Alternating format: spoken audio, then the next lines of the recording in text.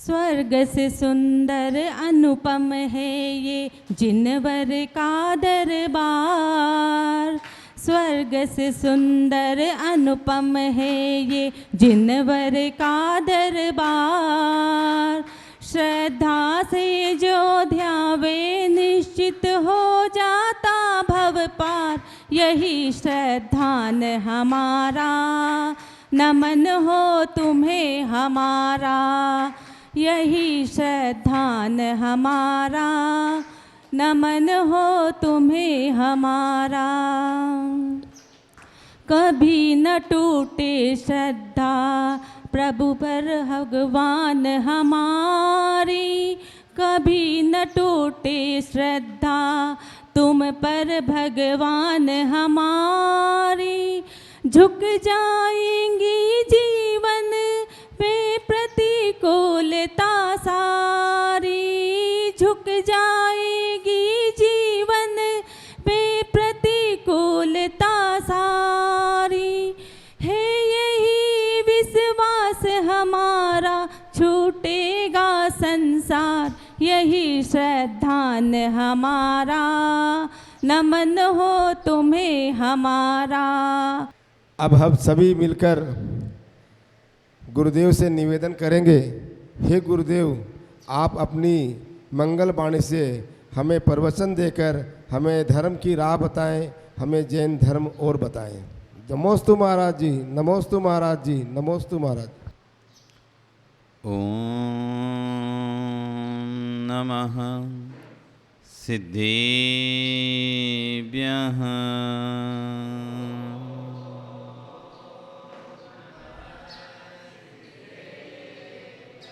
ओम नमः सिद्धेभ्यः।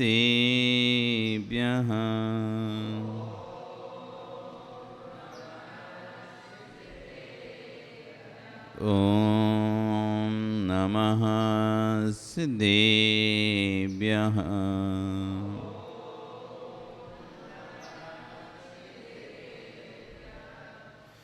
तेरी अणिख गिणाई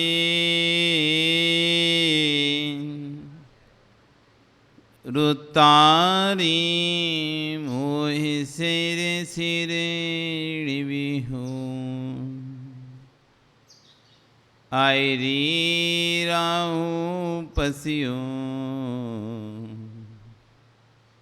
परवादिन्यो वव्यजी लोए। नमो अरिहंताणं नमो सिद्धाणं नमो आयरियाणं नमो वज्रायाणं नमो लोये सव्यसाहुणं। बोलिए अनंत अनस्य परमेष्टि भगवान की, आदिरोम आदिनाथ भगवान की, वर्तमान शासन महावीर भगवान की, आचार्य श्री कुंद स्वामी महाराज जी की, आचार्य गुण श्री आचार्य परमेष्टि विराग सागर जी महाराज जी की, आचार्य गुण श्री विश्व सागर जी महाराज जी की, अहिंसा में विश्व धर्म की।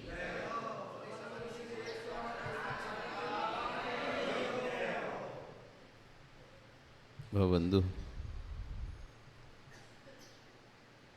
वर्तमान शासन न्यायिक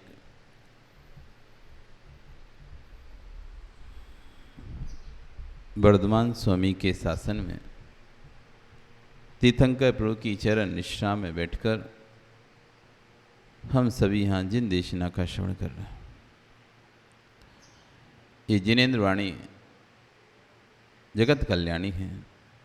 आचार्यवन कुलभद्र स्वामी महाराज ग्रंथदार सार समुच्चय में जीव के कल्याण की बातों को कह रहे हैं, तो वहीं आचार्यवन विश्वेश्वर जी महाराज उन्हीं बातों को विस्तार से समझाते यहाँ पर वर्णन करते हुए कर रहे हैं कि पंच परावर संसार से बचना है तो परमिष्टि पर आस्था रखना पड़ेगा। कौन से 5 संसार? द्रव्य संसार, छेद संसार, काल संसार, भाव संसार और भव संसार। द्रव्य संसार ऐसी कौन सी पर्याय है जो हमने प्राप्त नहीं की? ऐसे कौन से पुद्गल परमाणु हैं जो हमने भोगे नहीं हैं? हम हर पर्याय को प्राप्त कर चुके हैं, हर पर्याय को प्राप्त कर चुके। नाली के कीड़े से लेकर स्वर्ग के देव तक की पर्याय को प्राप्त कर चुके हैं और वहाँ जाकर सुख दुख का भेदन कर चुके हैं। ये द्रव्य संसार है। ऐसा कोई स्थान नहीं है जहाँ पर हमने जन्म ना लिया होगा। हर क्षेत्र पर, हर स्थान पर हम जन्म लेकर आ चुके हैं। ये 6 संसार है। ऐसा कोई काल नहीं है जिस काल में हमारा जन्म नहीं हुआ होगा। कोई अरे हम तो चौथे काल में होते, चौथे काल में होते तो हम कल्याण कर लेते। अब पंचम काल में, अरे आप चौथे काल में भी थे। आप ये नहीं सोचो कि आप चौथे काल नहीं थे, आप चतुर्थ काल में भी थे, भगवान के कल्याणकों में भी थे, लेकिन नहीं कर पाए क्योंकि कोई काल नहीं ऐसा जिस काल में हम ना रहे हों। द्रव्य, चेत, काल, भाव और ऐसे सभी प्रकार के भाव हम बना चुके हैं जिनसे कर्म का बंध होता है। जितने प्रकार के कर्म हैं, जितनी प्रकार की स्थिति है कर्मों की, प्रत्येक स्थिति को हम बांध चुके हैं। असंख्यात कर्म की स्थितियां हैं, सब स्थिति को हम बांध चुके हैं, ऐसे परिणाम कर चुके हैं और कहते हैं भव, ऐसा कोई सा भव नहीं है जो हमको प्राप्त नहीं हुआ। नरक में जितने प्रकार के भव होते हैं उतने प्रकार के भव हमको प्राप्त हो गए। स्वर्ग में जितने प्रकार के भव होते हैं, कुछ भवों को छोड़कर सारे भवों को प्राप्त हो गए। मनुष्य में भी जितने भव होते हैं, कुछ भवों को छोड़कर सारे भवों को प्राप्त हो चुके हैं और त्रिंचों में भी सारे भव हमको प्राप्त हो चुके हैं। द्रव्य, चेत, काल, भाव और भव, इन 5 चीज़ों में हम भ्रमण कर रहे हैं और भ्रमण करते करते संसार दुख भोग रहे हैं। तो कह रहे हैं इन 5 पापों से बच जाओ, 5 परमिष्टि शरण में आ जाओ तो 5 परावर्तन से बच जाओगे। जिनकी आप वंदना कर रहे हो वैसे आप भी बंदी हो जाओगे। बस 2 काम पर ध्यान दो। 2 काम करना है आपको। क्या करना है? 2 काम। किसी का वध नहीं करना और किसी को बदनाम नहीं करना। ये 2 काम सीख लो आप। हम जीवों को तो नहीं मारते, हम जीवों को तो नहीं मारते। ऐसा लगता है हम जीवों को तो नहीं मारते। आप कौन से जीवों को नहीं मारते? आपको लगता है कि आप जीवों को नहीं मारते, पर आप कभी विचार करें आप कौन से जीवों को नहीं मारते? अनिल, आपकी करुणा कौन से जीवों पर है?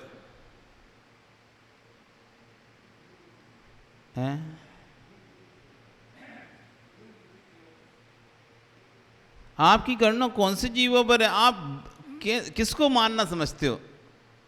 आपके सामने जो पंचेंद्रीय जीव दिखाई दे रहा है उस पर आपको करना है। अरे रे रे रे रे, इसको नहीं मारते हम देखो वो तो बकरों को काट रहे, इनको मार रहा है, मुर्गों को मार रहा, मछली। हम तो शाकाहारी हैं, हम तो जैन हैं, हम तो किसी को नहीं मारते। किसको नहीं मारते? आप सिर्फ क्या पंचेंद्रीय जीव ही जीव हैं? क्या एक इंद्रिय जीव जीव नहीं है? 2 इंद्रिय जीव जीव नहीं है?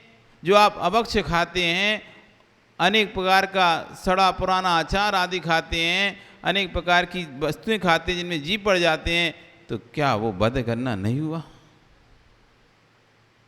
वहाँ पर भी तो हम जीवों का घात कर ही रहे हैं ना, पर उन पर हमारी दृष्टि ही नहीं जाती। जो लाखों लीटर पानी हम अनछना फेंक देते हैं उस पर हमारी दृष्टि नहीं जाती। लाखों लीटर पानी हम गीजर में उबाल लेते हैं अनछना, उस पर हमारी दृष्टि नहीं जाती। और माता कपड़े तो धोते होगे आप या धुलवाते होगे, दोनों बातें। घर में वॉशिंग मशीन होगी और आपने कपड़े धोए।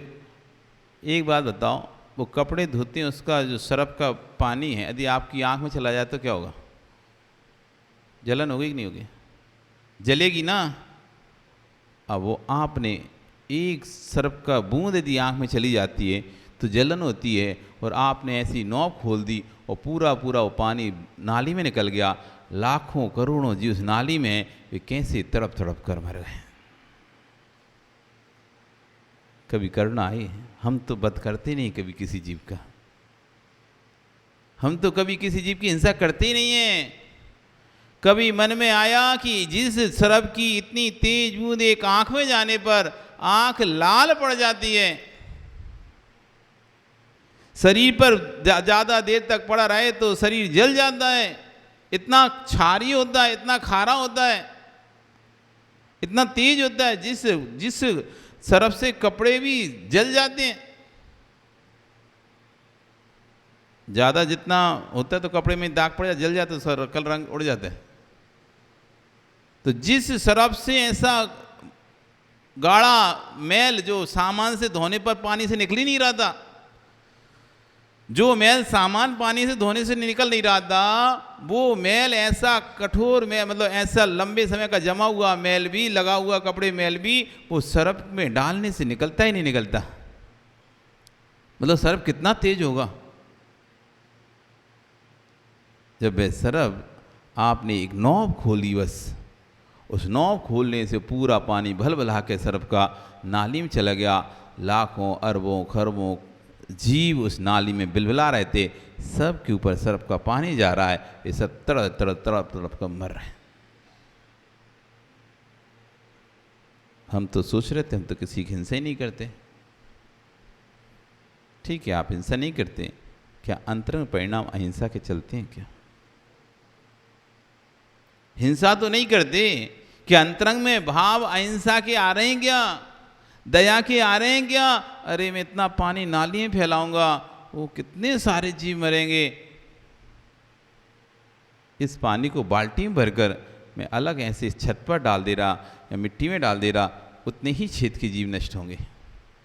कम कम लाखों मीटर के जीव तो नष्ट नहीं होंगे, क्योंकि जो पानी वो पानी सब का जहां तक बहेगा वहां तक जीवों को नष्ट करते हुए जाएगा। दया करुणा का भाव आ रहा है क्या? जितने साधन बढ़ते जा रहे हैं उतनी दया करुणा कम होती जा रही है। जितने साधन सुविधाएं बढ़ती जा रही हैं उतनी दया करुणा कम होती जा रही है। पहले साइकिलें थीं, पैदल चलते थे तो जीवों को देखकर चलते थे। मोटरसाइकिल आ गई, छोटे छोटे जीव उसमें कुछ नहीं लगे, कोई फर्क नहीं पड़ने लगा। कारें आ गई, अब बड़े बड़े जीवों तक को निपटा जाते हैं तो भी फर्क नहीं पड़ता आदमी को, छोटों की तो बात ही क्या है।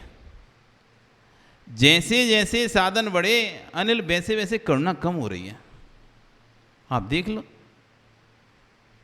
आप जब पैदल आते थे तब आप कैसे आते थे, साइकिल से आते थे फिर कैसे आने लगे, मोटरसाइकिल से आते थे कैसे आने लगे, अब कार से आते हो मंदिर कैसे आते हो। आप नीचे देखते हो क्या? आप नीचे देखते हो कि जमीन पे क्या चल रहा है? कभी देखा कि आपने?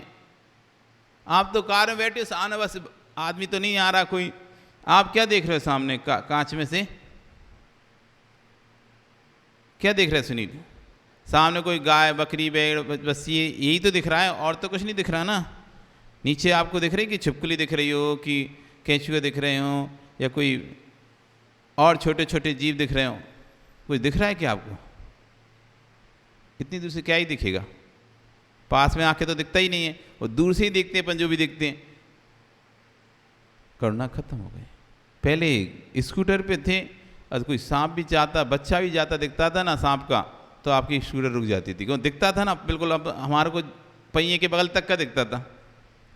अब तो कार में तो बौना टांगे आ गया, तो इतना दूर का तो वैसे ही नहीं दिखना हमको, उससे आगे का ही दिखना है जो भी दिखना है। और साइकिल में, मोटरसाइकिल में क्या था, पूरा दिखता था नीचे का। उससे पहले साइकिल थी तो अचानक भी आ गया तो आराम से रोक सकते थे, उसके ऊपर चढ़ भी गई तो इतना प्रेशर या पावर नहीं था उस साइकिल में वो इतनी जल्दी मर जाए। ब्रेक लग जाते थे, कोई दिक्कत नहीं थी। पैदल जाते थे तो पूरे बच जाते थे। तो जैसे जैसे सुविधाएं बढ़ी वैसे वैसे दया कम हुई कि नहीं हुई? माँ घर में पोंछा लगाया कभी क्या नहीं लगाया? झाड़ू लगाई कि नहीं लगाई? लगाई ना। जब आप झाड़ू लगाती थी और आपको चींटियां दिख जाती तो आप क्या करती थी? आप झाड़ू लगाते थे, चींटियां दिख जाती क्या करती थी? जल्दी से एक झाड़ू फूल झाड़ू हाथ में होती थी, एक कप उसमें भरा और बाहर कहीं अच्छे सुरक्षित स्थान पर मतलब छोड़ देते थे, मर ना जाए। आपने बाई रख ली। अब बाई को चींटी मिली तो उसने पोंछा में उसको भरा पूरा और पानी में डाल दिया और दोबारा से वहाँ पे पोंछा लगा दिया। नहीं करते क्या? उसे क्या ही मतलब है कि चींटी है क्या है, उसको तो सीधा पोंछा लगाना है, चींटी आ जाए तो उन्हीं को पोंछों में लपेट के और सबको एक साथ कर दिया। आपकी देखो करना खत्म हो गई। अब आपको पहले जो करना थी, पोंछा लगाते समय, झाड़ू लगाते समय कोई जीव ना आ जाए, कोई जीव हो तो उसको हटा दें, अब वो दया करना आपकी खत्म। ए भैया पोंछा लगा देना पूरा, नरेंद्र जी झाड़ू लगा देना। अब वो तो लगाने वाला तो ऑर्डर फॉलो कर रहे हैं, चींटियाँ कुछ हो वो तो उठाया, झाड़ा बूढ़ा पोंछा में भरा, पानी में ऐसे ऐसे किया, सब।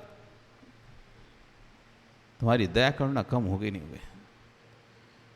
जब स्वयं अपने हाथों से काम करते थे, जीव दिखता था तो थोड़ी देर छोड़ देते थे, भैया अभी बहुत सारी हैं इन्हें चले जाने दो फिर लगा लेंगे। लेकिन लगाने वाले को तो अपना समय दिखाई दे रहा है, वो ऐसे थोड़ी ना बैठ रहेगा कब तक, वो तो उसी के ऊपर लगाया और चला गया। करना दया कम हुई कि नहीं हुई?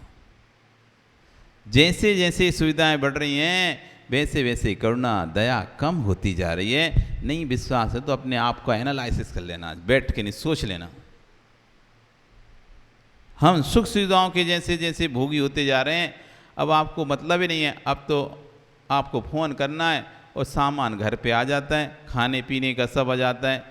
तो ना तो आपको यही पता है कि भक्ष है, कैसे बना कैसे नहीं बना, किस होटल से आया, मांसाहारी होटल से आया, शाकाहारी होटल से आया। आपने तो ऑर्डर कर दिया, ऑर्डर करने वाला तो वहाँ पे तो एक ही दुकान है जहाँ शाकाहारी सामान ही बेचा जाता है, जहाँ मांसाहारी सामान बेचा। ऑर्डर वाले को थोड़ी ना कि आपको कौन सी दुकान से लेना नहीं लेना, वो तो आपको भेज देगा।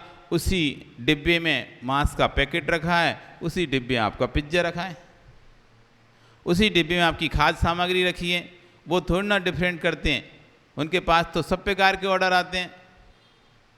बिरयानी भी वो भेज देंगे, वेज बिरयानी भी वो भेजेंगे और नॉन वेज बिरयानी भी वो भेजेंगे।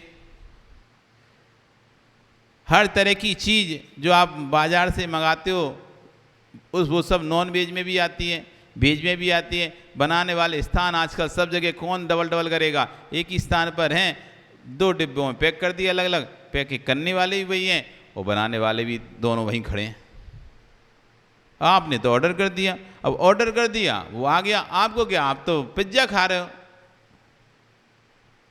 आपको पता ही नहीं था ये पिज्ज़ा बन के कहाँ से आया है। आपको पता रहता है क्या? हमने तो जोमेटो से ऑर्डर किया, हमने तो वेज ऑर्डर किया, तुमने तो वेज ऑर्डर किया, जहाँ से भी किया, लेकिन बना कहाँ पर है, किस स्थानों पर बना है, क्या आपने ये पता किया? पता कर भी नहीं सकते आप। आपको तो नियरेस्ट पास में जो होगा वहाँ से आपके लिए सामान आ जाएगा, वो चाहे नॉन वेज होटल हो चाहे वेज होटल हो, उन्हें तो कुछ नहीं है, उन्हें तो आपको वेज देना, वो भले नॉन वेज होटल में बना हो सामान, आपके लिए तो वेज हो गया ना, और आप खा लिए।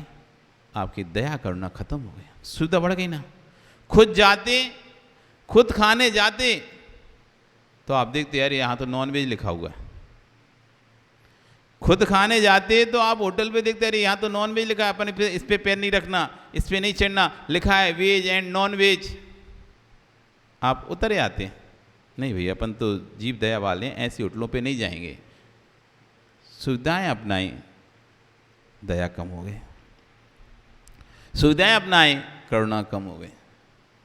जैसे जैसे सुविधाएं बढ़ती जा रही हैं, दया करुणा का अभाव होता जा रहा है। इसलिए आचार्यगण कह रहे हैं 2 काम मत करो, किसी जीव का बद मत करो और किसी जीव को बदनाम मत करो।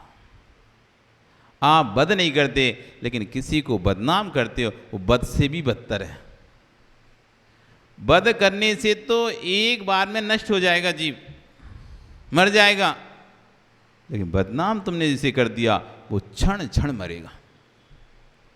जितनी दिन की आयु है उतनी आयु तक प्रति क्षण उसका मरण होगा।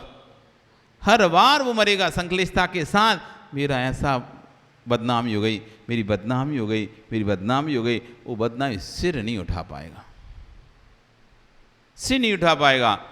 तो कह रहे हैं बद मत करो, वो बदनाम मत करो। दो बातें जीवन में याद रखना, ज्ञानी किसी का बद नहीं करता जीवन में, और बदनाम भी नहीं करता, कभी नहीं करना। यदि कोई तेरा घात करने खड़ा हो जाए तब भी तुझसे बड़े प्रेम से बात करना। विश्वास रखो, कालियाँ नाग को भी वश में किया जा सकता है, गुस्सा दिलाकर नहीं, बीन बजाकर। कालियाँ नाग भी बस में होते नहीं होते, कैसे भी कैसी फुसकार मारने वाले जीव हों वे भी बस में होते हैं। इस समाज में भी कुछ फुसकार मारने वाले जीव होते हैं सुभाष जी, उन्हें फुसकार मारना ही होता है। उनको भी यदि बस में करना है तुम्हें तो प्यार से ही कर लो, गुस्से से इन्हें बस में नहीं किया जा सकता। हाँ भैया, ये मत समझना सभी लोग अच्छे होते हैं। अब वो तो जो रहता है उन्हें पता रहता है कैसे कैसे जीव होते हैं समाज में, क्यों नरेंद्र जी? देखते ना, कुछ लोगों के परिणाम सरल स्वभावी होते हैं, आपने समझाया समझ गए, और कुछ लोगों के परिणाम ऐसे होते हैं उन्हें चाहे महाराज ने कहा हो चाहे कोई ने कहा हो, उन्हें तो अपनी ही करना है। फिर चाहे सुभाष जी कितने ही समझाएं कि महाराज जी बोले हैं, उन्हें नहीं मानना। तो ऐसे जी भैया ये कह रहे हैं काले नाग के समान है, इन्हें तो प्यार से बस में कर लो तो ठीक है, बीन बजा के, नहीं तो गुस्से में तो फुसकार ही मारेंगे। ठीक है, तो कह रहे हैं कालिया नाग को भी बस में किया जा सकता है, गुस्सा दिलाकर नहीं किया जाता, बीन बजाकर किया जाता है। भैया नाग को तो बस में कर लेता है सपेरा, वो फुसकारने वाले नाग को टोकरी में रख लेता है। किसकी शक्ति थी? मधुर बीन की शक्ति। देखो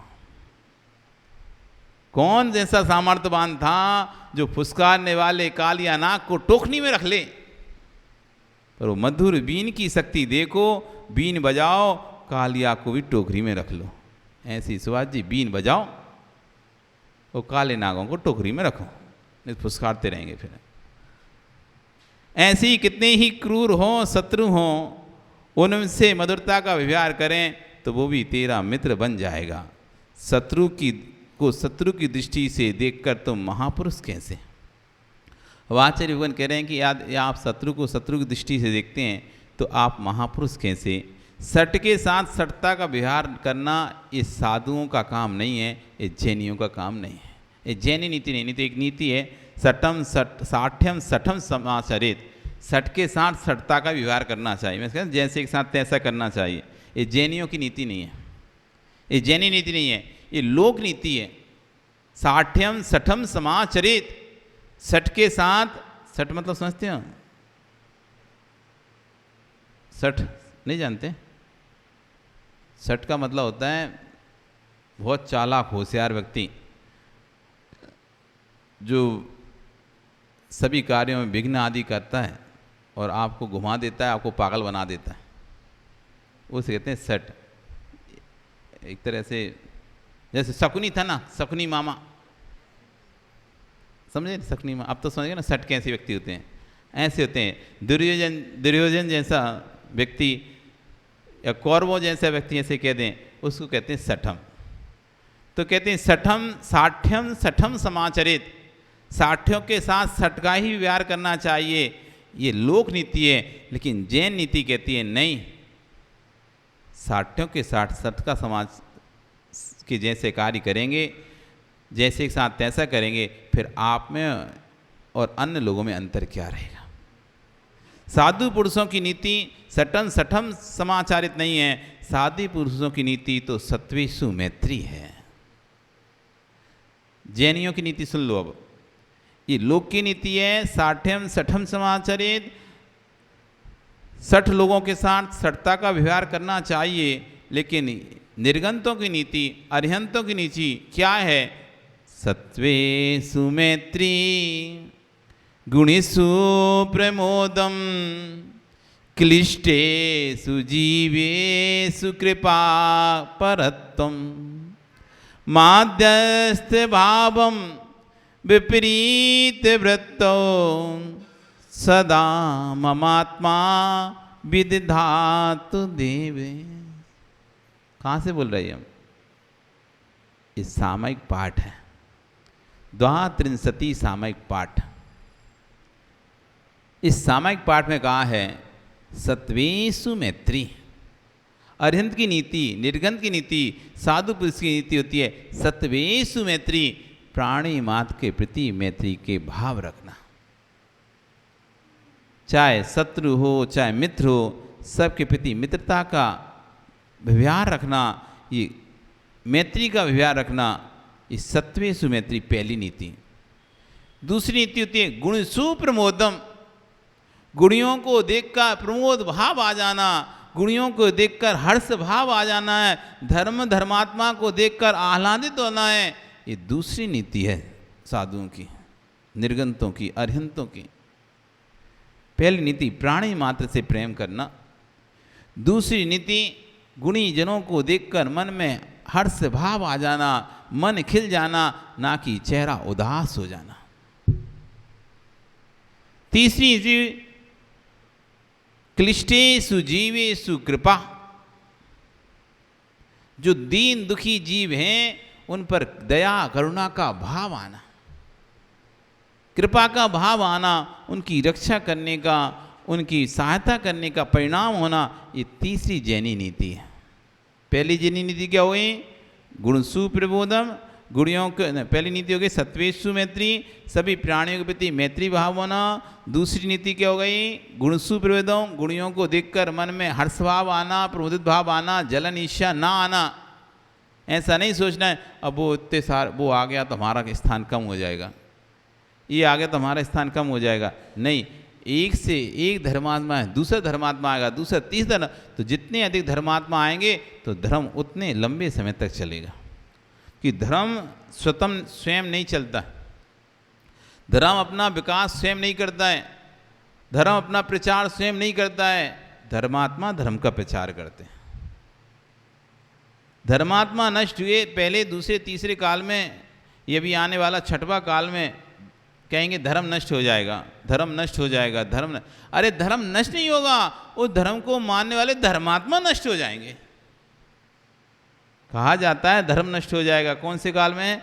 छठवां काल आने वाला है, जो कल छठम दुखमा काल आने वाला, ये पांचवा काल चल रहा है। दुखमा काल चल रहा है, ये पांचवा काल है दुखमा काल। इसमें शरीर शक्ति आयु सब हीन होती चली जा रही है, सुख भी हीन हो जाते हैं। और ऐसा समय आएगा जब पूर्ण रूप से काल में धर्म नष्ट हो जाएगा और छठवां काल प्रारंभ हो जाए। कहा जा रहा है धर्म नष्ट नहीं होगा। अंत में एक मुनि, एक आर्यिका, एक श्रावक श्राविका, इन 4 लोग रहने वाले हैं। और उनसे जब टेस्ट के रूप में उनका आहार का ग्रास मांगा जाएगा, तब वो अपना पहला ग्रास देकर समाधि लेकर बैठ जाएंगे। और उस समय से धर्मात्मा नष्ट हो गए। धर्म नाशना जैसे ही नष्ट हुए, धर्म नष्ट हो गया। ये धर्म धर्मात्मा पे आलंबित है। धर्म आदेय है, धर्मात्मा आधार है। धर्म आदेय है, धर्मात्मा आधार है इस धर्म का। इस धर्म को का विकास करने वाला, इस धर्म को प्रचार करने वाला धर्मात्मा होता है। धर्मात्मा है तो धर्म है, और धर्मात्मा नहीं है तो धर्म को कोई बोलने वाला भी नहीं रहेगा। इसलिए छठवें काल में जब धर्मात्मा समाप्त हो गए तो कहा धर्म भी समाप्त हो गया। और जब वापिस जब चौथा काल आएगा, फिर धर्मात्मा उत्पन्न होंगे, तो तब धर्म का आदिनाथ भगवान ने क्या चलाया था? धर्म चलाया था।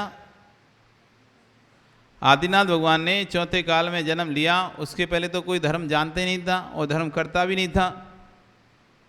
जब उन्होंने जन्म लिया और केवल ज्ञान को प्राप्त किया, और केवल ज्ञान के बाद उन्होंने उपदेश दिया, उससे क्या हुआ? धर्म तीर्थ का परिवर्तन हुआ, धर्म चला। लोक विज्ञान में ऐसा कहा जाता है आदिनाथ भगवान से हमारा धर्म प्रारंभ हुआ। जब तक आदिनाथ नहीं थे कोई धर्म को नहीं जानता था, लेकिन आदिनाथ जैसे ही हुए, उनको केवल ज्ञान हुआ तो उन्होंने धर्म के बारे में बताया। तो हम कहते हैं आदिनाथ से धर्म प्रारंभ हुआ। वास्तव में आदिनाथ से धर्म प्रारंभ नहीं हुआ है। धर्म तो सनातन है। यदि आदिनाथ से प्रारंभ होगा धर्म, तो धर्म तो आदि उसका मिल जाएगा, वो सनातन नहीं कहलाएगा ये धर्म, फिर तो अभी का कहलाएगा आदिनाथ से। इसके आदिनाथ के पहले क्या धर्म नहीं था? आदिनाथ के पहले भी धर्म था। 24 तीर्थंकर हो चुके, भूत के 24 तीर्थंकर हुए, ऐसे अनंत अनंत 24 हो चुकी। यदि आदिनाथ से धर्म चालू हुआ, फिर अनंत अनंत 24 क्या धर्म में पैदा हुई थी? आदिनाथ ने धर्म नहीं चलाया, आदिनाथ से धर्म नहीं चला। आदिनाथ भगवान फिर क्या किया? आदिनाथ भगवान ने, आदिनाथ भगवान ने धर्म को बताया। आदिनाथ भगवान से हमारा धर्म प्रारंभ नहीं है। आदिनाथ भगवान ने उस धर्म की व्याख्या, जो धर्म सनातन है, जो धर्म अनादिकाल से है, जिस धर्म से लोग अनभिज्ञ हो चुके थे, नहीं जानते थे, नहीं समझते थे, उस धर्म को आदिनाथ भगवान ने बताया है। क्या किया है? बताया है। आदिनाथ भगवान ने धर्म बनाया नहीं है। धर्मात्मा नष्ट हो गए तो धर्म बताने वाला कोई था नहीं, इसलिए कह दिया कि धर्म नष्ट हो गया। धर्म तो कभी नष्ट होता ही नहीं है, और जो नष्ट होता है वो कभी धर्म होता ही नहीं है। धर्म कभी नष्ट होता नहीं है, और जो नष्ट हो जाता है वो धर्म होता नहीं है। पानी गर्म किया, पानी गर्म किया मनोज, पानी का धर्म कैसा है?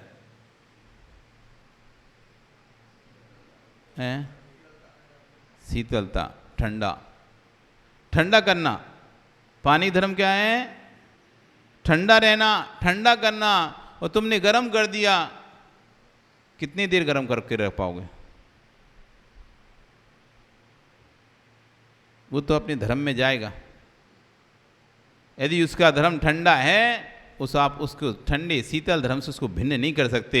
आप कितना भी गर्म कर लो, लेकिन जैसे ही आप अग्नि के संयोग से दूर करोगे, अपने धर्म की ओर प्रवेश करना शुरू कर देगा।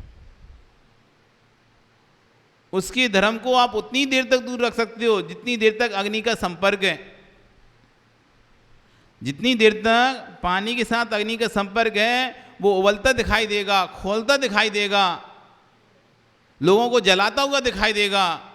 लेकिन जैसे ही तुमने उसको अग्नि के संपर्क से दूर किया, वो ठंडा होना प्रारंभ हो जाएगा, शीतल होना प्रारंभ हो जाएगा। वो अपने धर्म को नहीं छोड़ेगा, स्वाब में आ जाएगा। मेरा धर्म क्या है? हमारा धर्म भी क्षमा धर्म है। हमारा धर्म भी क्षमा धर्म है। हम तब तक ही क्रोध करते हैं जब तो निमित्त, जैसे अग्नि का संयोग बना रहता है तो पानी उबलता रहता है, ऐसे ही जब तो निमित्त रहता है तो हमारा क्रोध होता है, और जैसे वो निमित्त हटा हम भी शांत हो जाते हैं। कितनी देर तक क्रोध कर सकते हो? क्यों सिद्धार्थ, कितनी देर तक क्रोध कर सकते हो कंटिन्यू? एक साथ कितनी देर तक कर सकते? 1 घंटे, 2 घंटे, 4 घंटे, 6 घंटे, 12 घंटे, 24 घंटे, 48 घंटे, कितने घंटे कर सकते हो? ओ कमल जी, कमल ही नाम है ना आपका? क्या नाम है? पवन जी, कितने घंटे क्रोध कर सकते हो एक साथ? बंद ही नहीं हो आपका क्रोध, चलता रहे चलता रहे चलता रहे। कितनी देर चल सकता है? जब तक सामने थोड़ा निमित्त खड़ा हुआ है तब तक आपको क्रोध आता रहता है, और जैसे ही निमित्त से आप दूर हुए आपका क्रोध शांत हो जाता है। नौकर पे आपको गुस्सा आ रहा था, चिल्ला रहे थे आप, नौकर गया तो साहब भी शांत हो गया। जिस व्यक्ति पे आपको गुस्सा आ रहा था, जो काम बिगड़ रहा था, और जैसे वो काम सुधरा, गुस्सा खत्म। एक लंबे समय तक आप क्रोध में नहीं रह सकते, उसके बाद आपको शांत होना ही पड़ेगा। कोई कितना भी कसाय करे, कितना भी आप कितना भी रो माता, कितना और की रो, कितने भी रो, कितने घंटे रोगी, आखिरी में आपको चुप तो होना ही पड़ेगा ना? नहीं होना पड़ेगा?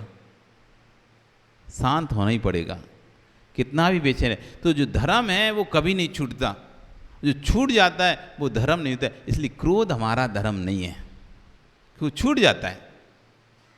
कसाय हमारा धर्म नहीं है क्योंकि वो छूट जाती है। क्षमा हमारा धर्म है, जो हमारे साथ रहती है, जो हमारे साथ रहती है। तो जो साथ रहे उसका नाम धर्म है। तो कह रहे हैं कि यहाँ पर धर्म जो है वो धर्मात्मा के रहने पर ही जीवित रहता है। जीवित रहने का मतलब उसका प्रचार प्रसार करने वाला कौन है? धर्मात्मा ही तो है। धर्मात्मा मर गया तो उस धर्म का ही प्रचार करने वाला कोई नहीं बचा, तो धर्म भी मर गया। उपचार से अपन कहेंगे धर्म मर गया, धर्म मर गया मतलब धर्मात्मा मर गया। धर्मात्मा जिन क्षेत्रों पे,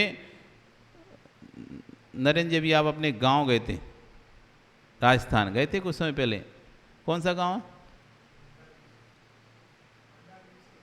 हाँ जो भी है, नाम तो बड़ा अजीब है, पर आप अपने अपने गांव गए और आपने देखा कि पहले वहाँ पर 500 घर थे, 1000 घर थे, अब लेकिन वहाँ पे 4 घर हैं, कहीं 5 घर हैं, अथवा किसी गांव में घर ही खत्म हो गए तो उनके मंदिर उठाकर दूसरे गांव में शिफ्ट कर दिए गए। ऐसा हुआ है कि नहीं हुआ?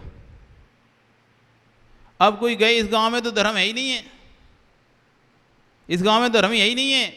उस गांव में धर्म नहीं था क्या? उस गांव में तो धर्म था, लेकिन धर्मात्मा जैसे ही गए उस गांव से धर्म भी चला गया। पहले धर्म नहीं गया कि पहले धर्म चला गया फिर धर्मात्मा गए हो। पहले धर्मात्माओं को पलायन हुआ। जब धर्मात्मा को पलायन हुआ, वो धर्म की क्रियाएं करने वाला जब कोई रहा नहीं, फिर वो प्रतिमाओं का ही पलायन करवा दिया गया। अब उस गांव में कोई जैन दिखता ही नहीं है, लगता है कि इस गांव में कभी समाज ही नहीं रोगी होगी, धर्म ही ना रहा होगा, जबकि उन गांवों में पहले हजारों हजारों घर थे। राजस्थान के जितने भी गांव हैं ना जय कुमार जी, ये सारे मारवाड़ी जितने भी हैं सब राजस्थान से निकले। छोटे छोटे गांव में हजारों हजारों घर थे जैनियों के। अब जहाँ पर 2-2, 4-4 घर दिखाई दे रहे हैं, वहाँ हजारों हजारों घर थे। एक कप दिखता है और आज भी उनके घर हैं, वहाँ पर बेच के नहीं आया कोई, घर हैं। साल में जब कोई फंक्शन होता है, कुछ होता है, तो सब जब इकट्ठे होते हैं सब जगह से आके, तब लगता है कितने जैन थे यहाँ पर। उन गाँव में आप जब कभी साल में फंक्शन करते हैं, कोई कभी अब 2-4 घर हैं और अब कभी फंक्शन कोई विधान किया जाए या कुछ किया जाए प्रोग्राम वहाँ पर, तो आप लोग सब लोग अपने अपने गांव, अपने शहरों में जहाँ रहते हो वहाँ से जाते हो, हमारे गांव में बड़ा फंक्शन हो रहा है, महाराजा कोई भी आया है, तब लगता है कितने जैन थे यहाँ पर। और अब सब अपने अपने कार्य बस अलग अलग दिशाओं में चले गए हैं और स्थान अब खाली हो चुका है, न्यून हो चुका है। तो कह रहे हैं जो धर्मात्मा की नीति है वो कैसी है? सत्वेषु मैत्री, गुणसु प्रवेदम, क्लिष्टेषु जीवेषु कृपा।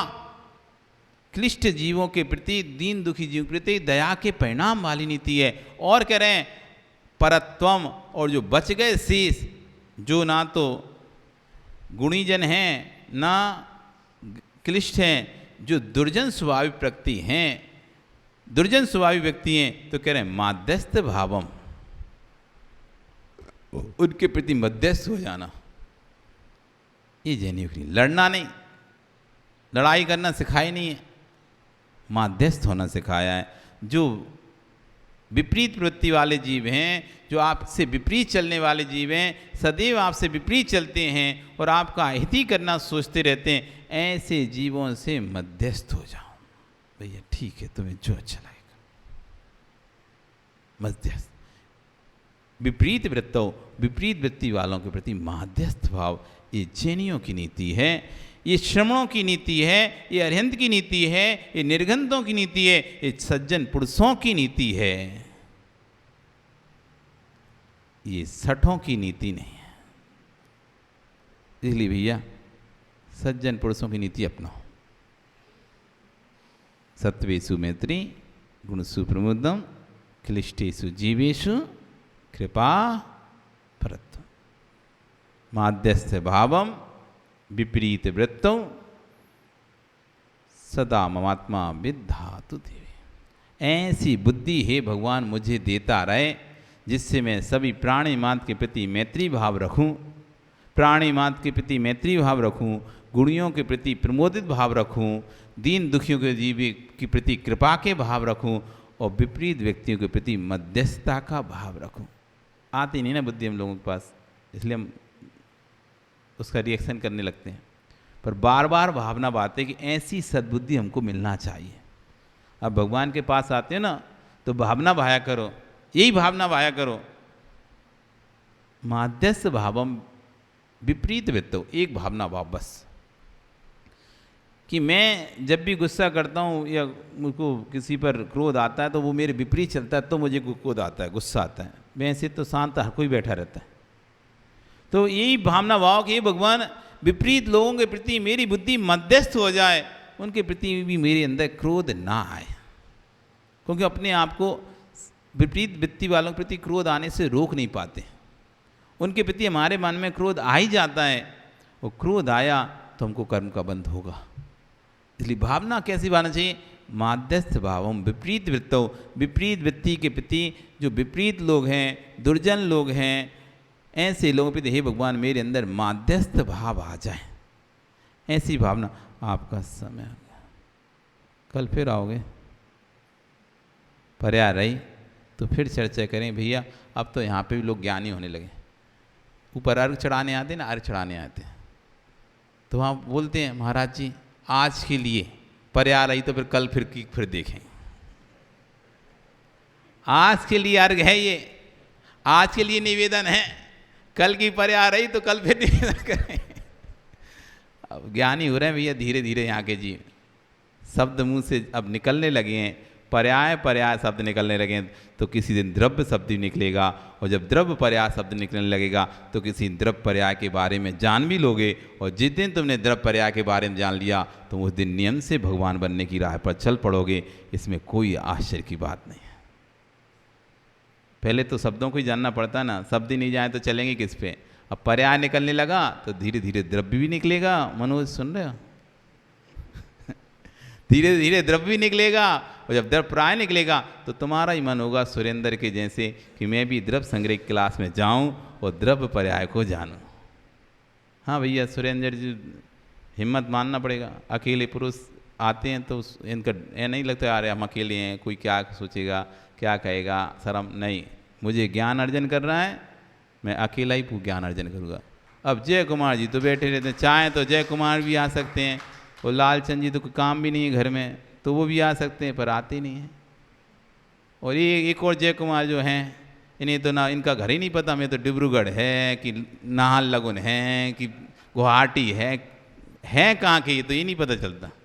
एक पैर नाहरलगुन में तो एक पैर गुवाहाटी में तो एक पैर डिब्रूगढ़ में रहते हैं। एक और बन गया अब लोग कि 3 से मन नहीं भरा तो चौथा और बना लिया कलकत्ता, और एक तिनसुकिया में और है ही। कल बोल रहे थे महाराज जी एक बेटा मेरा तिनसुकिया भी रहता है। तिनसुकिया में रहता है ना एक बेटा, कहाँ पे रहता है? बेटी, अच्छा बेटी रहती है तिनसुकिया में। हाँ बहुत बढ़िया, अच्छी। सब जगह तुम तो अपने घर बनाओ, पर एक घर ऐसा बनाओ जिस घर में अंतिम समय में प्रवेश कर सको। वो निज घर है, अपने परिणामों का घर है, दुनिया की दुनियादारी से रहित घर है, सब कसायों से रहित घर है। कौन कहाँ क्या कर रहा है इन सब से रहित होकर एक ऐसे स्थान पर भी बैठो जहाँ पर तुम अपने बारे में, अपनी आत्मा के बारे में सोच सको। आज आपका समय हो गया, कल फिर चर्चा करेंगे। बोली भगवान महावीर स्वामी की।